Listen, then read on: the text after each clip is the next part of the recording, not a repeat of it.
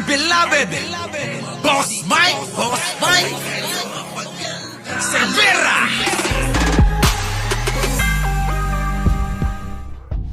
Lumalalim ang hidwaan sa loob ng administrasyon ni Pangulong Ferdinand Bongbong Marcos Jr. sa gitna ng matinding galit ng taong bayan sa mga katiwalian sa gobyerno katulad ng flood control projects.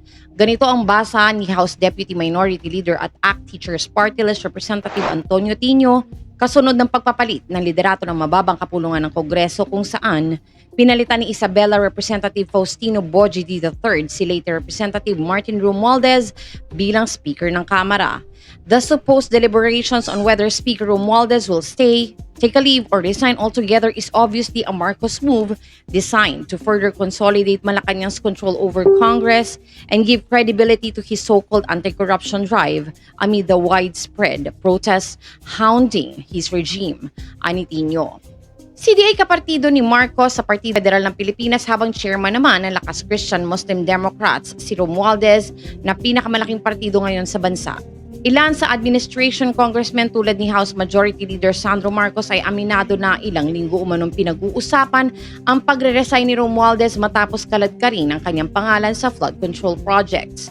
Sa gitna ng paghahanap ng bagong leader ng Kamara ay inilutang ang pangalan ni D na kapartido ni Marcos na malinaw umanong indikasyon ng political maneuver ng palasyo ng Malacanang. Samantala sinabi ni Kawang Gawa Party List Representative Eddie San Fernando na kahit nagpalit na ng liderato sa Kamara ay hindi nangangahulugan na tatahimik ang mga kritiko o ititigil na ang laban para panagutin ang mga tiwaling opisyal.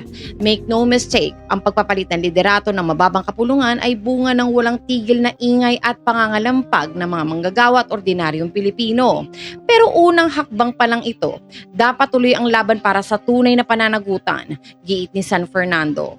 Tinukoy pa niya na dapat tutukan ang mga sangkot sa flood control scam at iba pang anomalya para mabigyan ng hustisya ang taong bayan na ninakawan. Sa kanyang acceptance speech, umapila si Speaker Faustino Bojidi III sa publiko na bigyan siya at ang bagong liderato ng pagkakataong patunayan ang kanilang layunin. Meron kaming pagkukulang, kami po ay nagpapakumbaba. Hinihiling namin na bigyan niyo kami ng tsansa na ituwid ang maling kalakaran at linisin ang aming hanay. Bigyan niyo kami ng pagkakataong makuha muli ang inyong tiwala. Dagdag pa niya, hindi siya mag-aatubiling papanagutin kahit na miyembro ng Kamara kung mapapatunayang sangkot sa katiwalian, lalo na sa bilyon-bilyong pondo ng flood control projects. Kung merong dapat managot, sisiguratuhin natin patas ang pagdinig. Kami ay magiging transparent, accountable at makikinig sa boses ng mamamayan. Doon lamang magsisimulang matanggal ang agam-agam ng ating mga kababayan, paninindigan ng bagong speaker.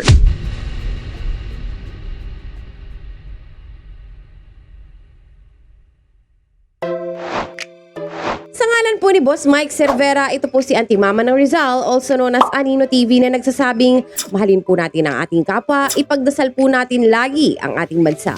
Magandang umaga, magandang hapon at magandang gabi. Saan man dako ng mundo naroon kayo at syempre, magandang buhay na rin para sa ating lahat. Maraming salamat po.